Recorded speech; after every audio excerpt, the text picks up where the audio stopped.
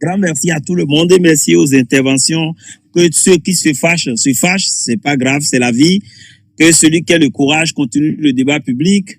La politique éduque, ce n'est pas un berceau. Et la politique, c'est la postérité. Et on ne fait pas une lutte pour nous-mêmes. Hein. Si c'est pour nous-mêmes, c'est perdu. C'est pour la postérité. On est misérable aujourd'hui. Nous sommes le résultat de ce que nos ancêtres ont fait, nos prédécesseurs ont fait. Nous sommes à la risée mondaine. La preuve aujourd'hui, pour avoir une sécurité et avoir un pays parent, ce n'est pas au Bénin pour les Béninois, c'est pas au Niger pour les Béninois, ni pour les Nigériens. Les gens sont obligés de traverser la Méditerranée, l'Atlantique, pour avoir un pays parent de sécurité, de droit, et même parfois de démocratie. Même parfois, les pays de dictature occidentale sont encore plus des pays parents que nos propres pays qui sont démocratiques. Donc, la lutte à faire, c'est pas une affaire d'adoucir les mœurs, de caresser des professeurs. Un professeur est un professeur, c'est décisionnel. S'il fait des bavures sur l'espace public, il sera lynché. C'est le résultat de la vie, c'est la jungle. Si tu fais le malin, le lion te prend. Si tu fais pas attention, si tu ne tues pas la troupe, tu vas te faire prendre dans la jungle. Donc, le problème est que j'ai quelques préoccupations. J'ai suivi une petite partie, mais je vois déjà globalement, surtout quand le professeur a abordé la question de son ami Sodjinou, et il parle comme si l'humain, comme si c'est aujourd'hui qu'on découvre que l'humain est versatile. Hein? L'humain est plus versatile que la boue. Ça, c'est connu depuis même avant qu'on ait 7 ans. Donc, le professeur ne pas dit qu'il ne sait pas que Sodjinou va changer, il ne sait pas que Talon sera comme ça. Non, mais ça, c'est enfantin, les amis.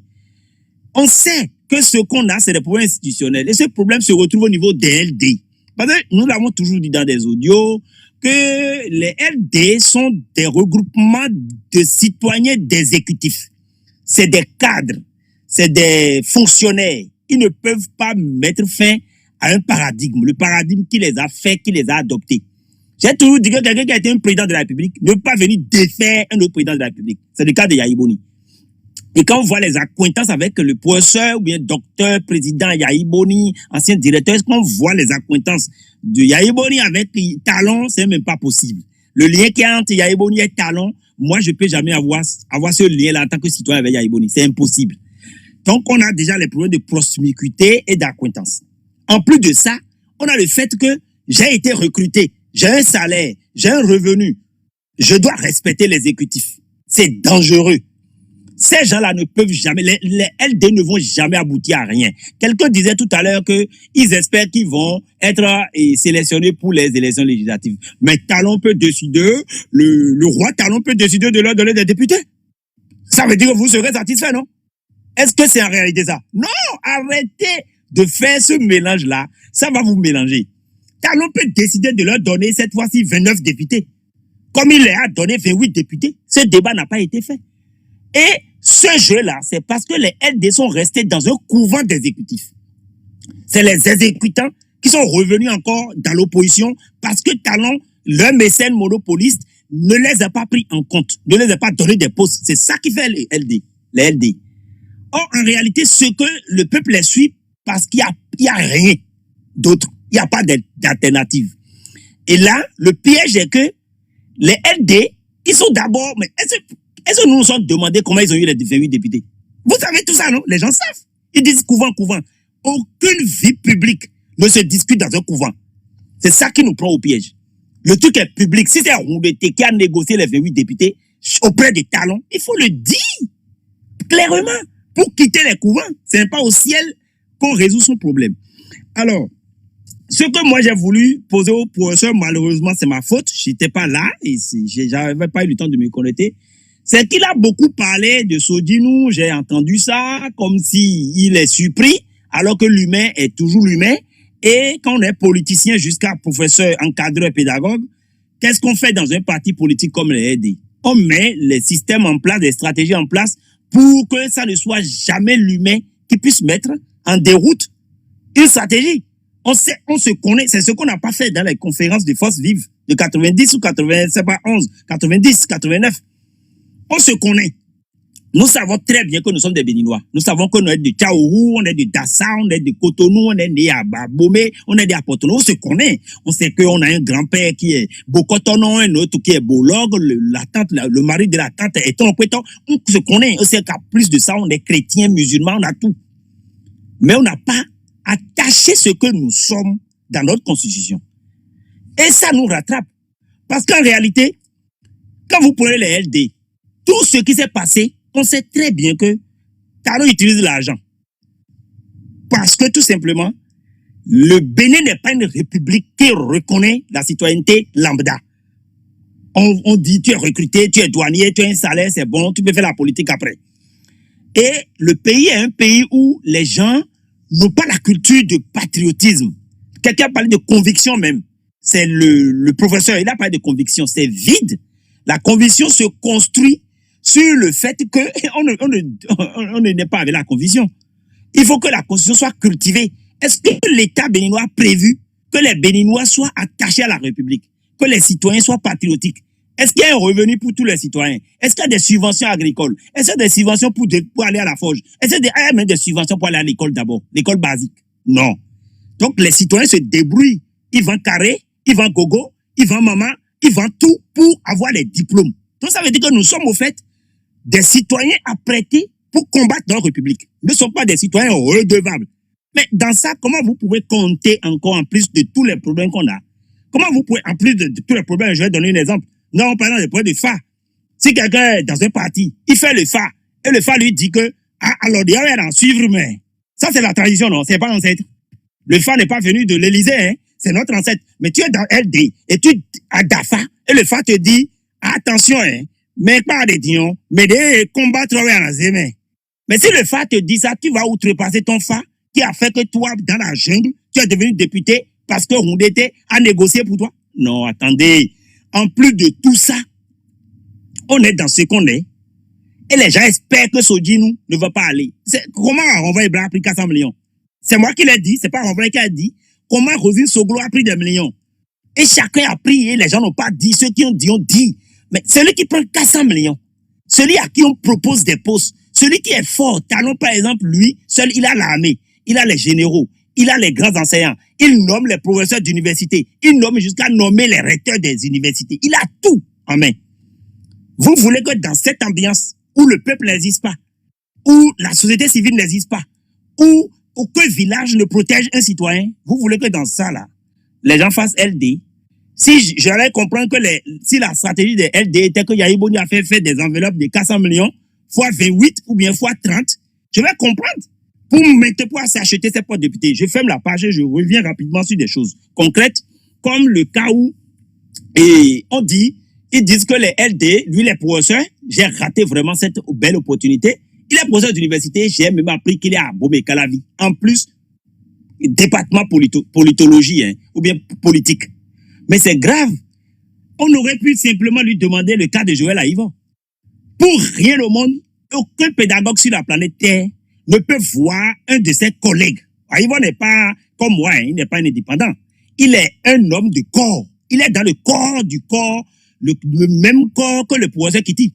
Mais comment se fait-il que depuis près de 5 ans, Joël Aïvon a été arrêté juste après son cours sur un espace public qui n'appartenait pas à Talon? Il n'était pas dans le domaine de Talon. Il n'était pas sur le pont de Pierre Manuel.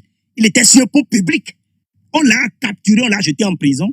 Et il n'a pas déposé les armes. Combien de fois lui il est allé donner coup malgré que Joël Aïvon en prison? Mais c'est grave. C'est pas possible en France. On doit combattre en France, mais c'est déjà pas possible en France. Même Kémy se bat des droits en France. Mais il n'a aucun droit au Bénin. Mais il dit de combattre en France. Donc, dans cette confusion que le professeur Kitty était, c'était dangereux. Quelles sont les actions que les LD ont menées déjà pour dire il faut être franche avec les dictateurs? D'abord, Talon n'est pas un dictateur. Il n'est pas du tout un dictateur. Un dictateur, c'est quelqu'un qui est constructif dans le sens de plus torsadé. Mais Talon n'est pas constructif. Il ne consulte personne. Il ne fait pas de rail. Il n'est pas ingénieux. Il n'a rien. Donc, il n'est pas un dictateur. C'est juste un accro du trésor public. Donc, il dit, il est là. Il est là. Il a vu ce que Talon était. Et il a vu qu'on a capturé Joël Aïvon. Il est professeur. Il est collègue. Moi, je ne suis pas collègue de Joël Aïvon. Il a vu le sort de Joël Aïvon, c'est le même sort. Parce que nous sommes dans les histoires de valeur absolue en matière de citoyenneté. Si Talon arrête Joël Aïvo comme ça et ment sur son compte qui dit qu'il est terroriste, attention les gars, nous sommes en insécurité. Nous arrêtons les coups. Ça, c'est légal partout sur la planète. Lui, il a continué son coup. Il est même resté, peut-être, je ne sais pas si le député, il est resté dans LD jusqu'à vice-président. Je ne sais pas quelle action ils ont menée. Parce qu'on ne veut pas aller chuchoter dans l'oreille d'un barbare. Et on ne veut pas quand même chuchoter à l'oreille de Satan d'arrêter de piéger les gens pour tromper leur époux ou bien leur femme. Non! On combat Satan. Donc, il n'est pas question de faire de la banalisation. Parce que là, il est dans la banalité. Hein, vous voyez, il dit le temps est corrosif, quoi. Avec le temps, Dieu va régler les problèmes. Le professeur Kitty, il est dans la corrosion du temps. Tout comme la majorité des Béninois. Mao Djenamblo. Dans ça, mais Talon va dérouler tout son malheur. Les enfants de Joël Aïvo seront les futurs patriotes de demain qui vont nous combattre. Tous ceux qui sont alliés à Joël Aïvo, les problèmes ne seront jamais réglés. Tous ceux qui ont eu des problèmes sous la révolution, ils sont aujourd'hui en train de nous combattre. Peut-être Talon vient d'une frustration de la révolution. On ne le sait pas. Donc, le fait de laisser le mal évoluer et avoir les moyens, être dans un positionnement pour le combattre et ne pas le faire est très dangereux déjà, sur le plan moral, éthique et progrès. J'ai constaté qu'ils n'ont fait aucune action. Il y a même des étudiants qui sont morts en prison pour rien. Ils n'ont pas volé. De la même manière, il y a beaucoup de gens qui ont été, il y a des doyens agronomes qui avait 70 ans, qui a économisé, qui est venu construire à Togouin. Talon l'a cassé sans foi ni loi. Il y a un huissier de justice. On a écrasé cette télé, on a détruit ces trucs. Et le gars là, de préfecture là, le préfet là, qui a mis des talons, je crois qu'il paraît qu'ils ont fait la classe ensemble. Et il était là, ils ont cassé sa maison, ils l'ont enlevé de capitaine Tréco. Ils l'ont déshabillé, Talon qui ne peut même pas faire un concours. Il déshabille un capitaine qui est dans son boulot. Mais les démocrates, ils ont tout eu. On a déboulonné l'aéroport de Tourou qui a été fait par un autre régime. Et ils n'ont rien dit jusqu'à aujourd'hui. Le meilleur aéroport du Bénin. Ils n'ont rien dit. Pourquoi Talon? Est-ce que Talon était capable de construire un aéroport maintenant? Mais ce qu'il a fait là, combien de temps nous allons prendre pour rattraper? Les gens qu'ils ont tués là, est-ce que c'est des gens qui devaient nous faire nos premiers Renault? Pourquoi dire que le temps fera, nous sommes dans notre stratégie? Si le LD était un parti populaire, mais pourquoi ils évoluent en couvent? Pourquoi il n'y a pas de stratégie? Ils devaient avoir des consultations. Est-ce que les LD donnent au moins un financement à Biafrica? Est-ce que les LD encouragent Biafrica? Je ne vais pas rentrer dans le couvent. Mais est-ce que les LD organisent des débats publics? Ils ont peur de quoi? Pourquoi les LD n'ont pas fait des consultations? Pourquoi les LD n'ont pas demandé les dérives qu'il y a dans le régime pour les mettre sur leur place publique? Patrice Talon avait financé l'écriture des dérives du régime Yaïbori. Et c'est écrit. Et celui qui a écrit est devenu aujourd'hui porte-parole du gouvernement. Donc, il y a un gros gap. Il y a un système de turbine et d'entourloupe qui est dans les LD. Et les LD ne sont pas clairs. Maintenant, à part ça, j'ai vu qu'il y a un ami qui est doctorant en sociologie et qui est sur une thématique très sensible. Il a même utilisé le terme qu'on va appeler sédentarisation des peuples. Je veux lui poser la question tout en avançant, moi, mon point de vue, puisque j'ai fait le débat sur ça à plusieurs reprises. Que ce soit la sédentarisation, que ce soit les peuples, que ce soit le djihadisme, des terroristes, c'est le même concept, la même racine. Et tout est venu de l'absence d'État. L'absence d'État, la mère des mots. Alors, il a parlé de sédentarisation, un projet que j'ai rattrapé vers PDE de Papa, ancien pont là. Et j'ai vu les gens, ils trottinaient dans les histoires, sédentarisation. Est-ce que selon lui, en tant que sociologue, il est normal, acceptable et non même pensable qu'on sédentarise les peuples? Première question, mais je commence par répondre à moi-même d'abord en attendant son avis. C'est très grave de laisser Talon faire des choses pareilles. Talon cherche à piocher partout ou avoir de l'argent toute sa vie au Bénin en s'accrochant au trésor public. C'est pour ça qu'il veut déplacer dans Tokwa. C'est pour ça qu'il a commencé par vendre du soja. C'est pour ça qu'il a pris les anacades. Il était dans le coton avec les politiques. C'est les politiques qui lui ont remis le coton. Et il était dans quoi encore? Il est dans les pierres norvégiennes de Dassa. Il prélève les pierres à Paouian. Il dit que ça vient de Norvège pour aller faire épices Yafato. Il vend tout. Il est dans le pétrole du Niger. Il veut même récupérer ça. Ça traverse le Bénin et c'est comme si ça traversait les pastels de son papa. Il n'a même pas mis le Bénin dans le pétrole du Niger. Et il y a des choses. Donc, il est rentré aussi dans quoi? Quelqu'un lui a soufflé à l'oreille. Attention, les bœufs font Wagashi. Les bœufs font il faut récupérer cette activité ancestrale, qui est à la fois culturelle, identitaire, qui calme les peuples, qui les maintient parce que c'est comme nos frères que la côte a abandonné, l'institution est venue par la côte, donc ils ont abandonné les autres et ils ne veulent pas transmettre la connaissance aux autres. Et même si le peuple va à l'école, il ne va pas aller élever un bœuf quand même. Donc, le problème est que il a vu qu'il va récupérer les cheptels. C'est pour ça qu'il n'a pas touché aux femmes d'État. Il sait que s'il touche les femmes d'État, ça va être des femmes d'État. Or, Talon n'est pas dans la logique d'État. Talon est dans la logique de privatisation individuelle. Il ne veut même pas faire des groupes, il veut faire que Talon. Du coup, il a consulté les projets belges là, les Belges ringards de la Belgique, je les connais bien, je suis avec eux, et il les a contactés pour aller installer, j'ai des aides là, ils sont en train de faire installation de sédentarisation pour que des non-peuples produisent maintenant des bœufs pour faire wagashi lait. Mais c'est méchant. Même la France n'a pas mis fin à la transhumance animale. Même les États-Unis n'ont pas mis fin à ça. Lorsque vous avez un système comme ça, que nous avons abandonné pendant plus de 60 ans, je reviens.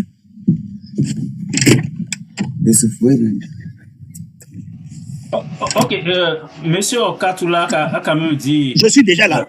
Je finis là pour que ma question soit close. Je voudrais dire que vous avez vu, et depuis que nous avons commencé l'école, il n'y a jamais eu de... Comment on appelle? Après que le blanc soit parti, il n'y a jamais eu validation du métier peul, le métier de pasteur, pour permettre à ces gens-là d'évoluer dans les secteurs, de nous continuer à fournir de la viande, du lait, tout ce qu'il faut, la peau. Et dans ça, on a continué à détruire les pâturages avec la sédentarisation. Ouais, nous sommes des sédentaires.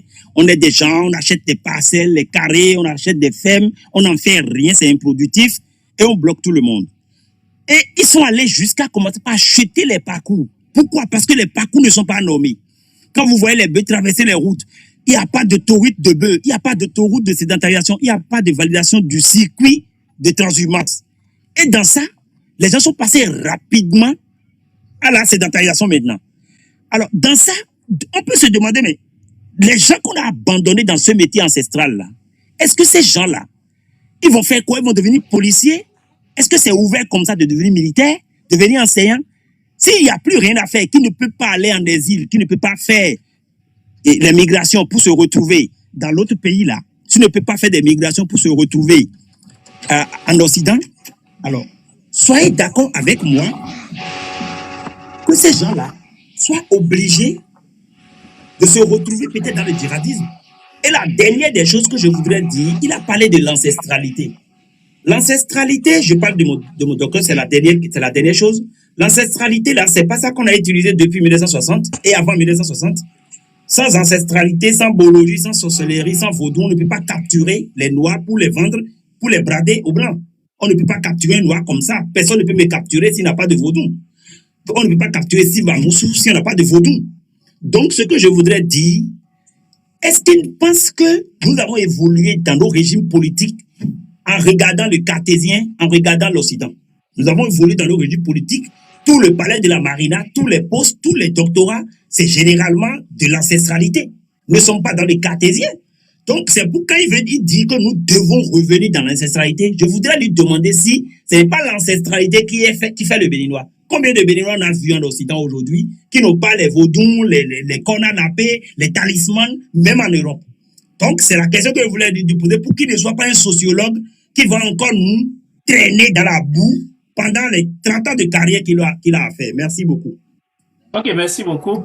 Juste une petite chose, je pense que vous voyez quand même à travers l'intervention de Okatula que si on prend le cas précis du professeur Joël Aïvo, des solutions existent pour qu'il ne fasse pas 5 ans en prison. Il est en train de faire déjà 5 ans. Si tous les enseignants de l'université décidaient d'arrêter de donner le cours depuis qu'il a été arrêté, cette affaire serait réglée depuis. C'est une mesure, une décision totalement pacifique. Personne ne sera tué, personne ne sera blessé, et ils auraient changé les choses. Et en le faisant, ils auraient empêché le kidnapping de Hugues Sossoupé, le kidnapping de Steve Amoussou et toutes les dérives, même le jeune étudiant dont parlait Okatula tout à l'heure, qui a été enchaîné comme un esclave à un lit d'hôpital jusqu'à ce que le petit rende l'âme. Donc, c'est sûr qu'on a des solutions. On ne veut pas aller dire qu'on va passer tout le temps par la violence, mais il y a des solutions pacifiques pour arrêter les dérives, ce qu'on voit sous les yeux. Parce que les gens vont dire, ils seront radiés, mais si c'est une des décisions de tous les enseignants de l'université, il va radier tout le monde. Combien d'enfants il a? Patrice Talon, il a 2 enfants. Et ils n'ont pas le doctorat pour aller les remplacer, les étudiants à l'université. Où est-ce qu'il va trouver tout ce monde-là pour pouvoir prendre la place de tous les enseignants qui vont aller en grève de façon unanime pour dire que nous ne pouvons pas accepter qu'un bachelier vienne capturer un professeur, un agrégé, pour le mettre en prison sans aucune preuve. Encore que le groupe de travail de l'ONU sur la détention arbitraire a bien dit qu'il n'y a aucune preuve aujourd'hui, il y a son micro qui est ouvert, que le gouvernement béninois n'a pas fourni même un début de preuve pour les raisons pour lesquelles il garde en captivité jusqu'à présent aussi bien, on peut parler aussi de Ricky Amadougou et de Joël Aïvo. Donc nous avons des solutions simples qui auraient pu, si on est dans une certaine solidarité dans cette lutte-là, on aurait réglé, on aurait foutu Patrice Talon dehors. Il va retourner là d'où il est venu. On aurait réglé ce problème de façon pacifique depuis. Et on peut bien remonter jusqu'à, il a cité aussi l'exemple du capitaine Trépo que je dis souvent ici.